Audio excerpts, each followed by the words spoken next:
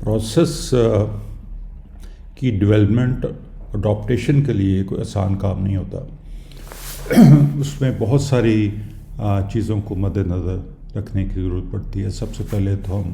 قدرت کو آبزرو کرتے ہیں کہ قدرتی نظام کس طریقے سے چل رہا ہے، اور جتنی بھی ڈیولپمنٹس ہوئی ہیں یہ قدرتی نظام کو ہی دیکھ کے اس کو آگے پھر ہم لے کے چلے ہیں.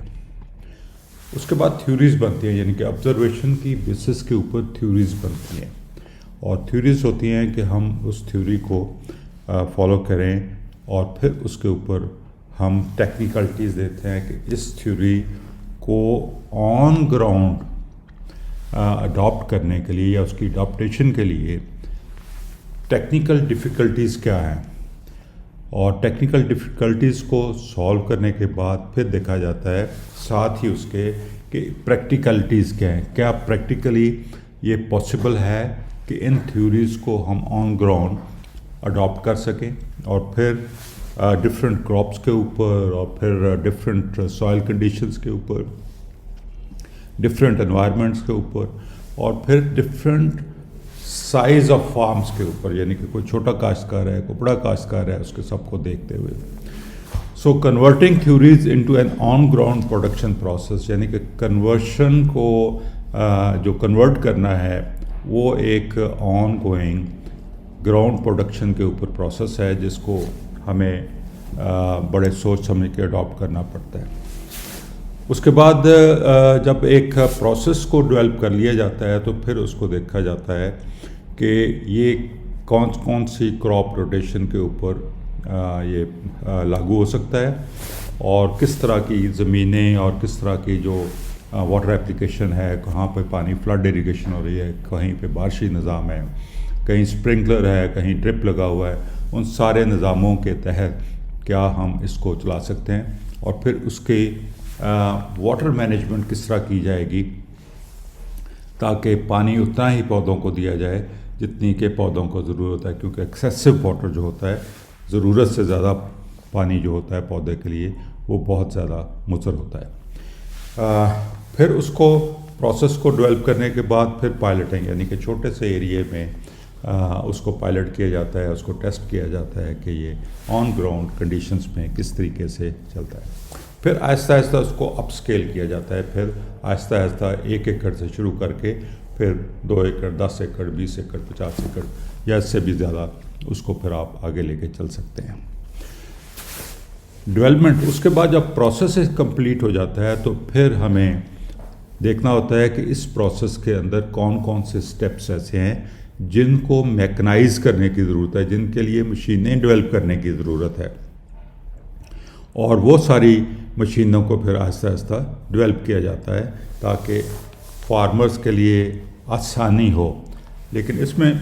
بھی پرابلم ہے کہ کوئی چھوٹا فارمر ہے، کوئی درمیانہ فارمر ہے، کوئی بڑا فارمر ہے، تو ان سب کے لیے کوشش کی جاتی ہے کہ ایسی مشینیں بن جائیں جو ہر فارمر کی پرچیزنگ کیپیسٹی کے اندر ہوں. اب اس کے بعد جو سلسلہ آتا ہے آپ کا کہ جی اس کو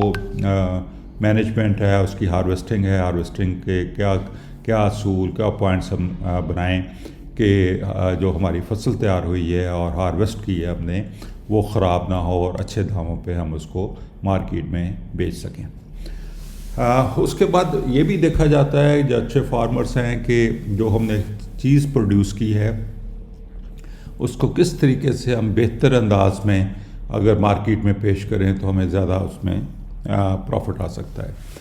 مثلا آلو ہے تو آلو کی گریڈنگ کی جائے، آلو کو واش کیا جائے، اس کی اچھی پیکنگ کی جائے. اسی طریقے سے فروٹ ہیں اور ان کو کس طریقے سے ہم آگے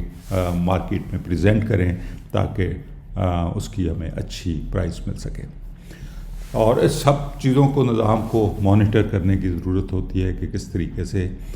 ساری چیزوں کو ہم نے ایک ہی کہتے ہیں نا کہ دیگ میں ڈالنا ہے، اور اس کے لیے پھر سب چیزوں کو آپس میں سنکرونائز کرنا جو ہے وہ بہت ضروری ہوتا ہے. ہم نے یہ سارا کام سالہ سال کی، یعنی کہ پچھلے 40-50 سال سے یہ کام ہم کر رہے ہیں، اور یہ ایک دن کا کام ہوتا بھی نہیں ہے. اتنے سالہ سال کی तगो दौ के बाद 12 साल की टेस्टिंग के बाद एक एक चीज़ को फिर सिंक्रोनाइज़ किया जाता है, उनको आपस में ब्लेंड किया जाता है ताकि हमें एक अच्छा प्रोसेस मिल जाए और वो ऐसा प्रोसेस हो जिसमें फार्मर के लिए बेहतरी हो, ग़िज़ा अच्छी हम प्रोड्यूस कर सकें और कम दामों पे प्रोड्यूस कर सकें और रिस्क फैक्टर जो हैं फार्मर के वो भी कम हो जाएं। तो ये सारी चीज़ों को मद्देनज़र रखते हुए फिर हमने ये तगोदौ की और ये पिकनिक का जो प्रोसेस है इसको डेवलप किया। और पिकनिक क्या है? पायदार कुदरती निज़ाम काश्तकारी, यानी कि कुदरत से हमने सारी चीज़ें सीख के उनको देखा कि हमारे अपने निज़ाम में जो क्रॉप प्रोडक्शन का है उसमें इनको किस तरीके से इनसे फ़ायदा उठा सकते हैं और इनको अपने सिस्टम में कैसे लागू कर सकते हैं ताकि ये खादों और स्प्रे ज़हरों और फिर हल चलाना और पानी की जो मसले हैं उसको किस तरीके से हम हल कर सकते हैं। तो ये सारी जो हमारी प्रोसेस है इसको सारी डिटेल से हम बता रहे हैं ताकि फार्मर इससे अच्छे से अच्छा फ़ायदा उठा सकें। बहुत शुक्रिया।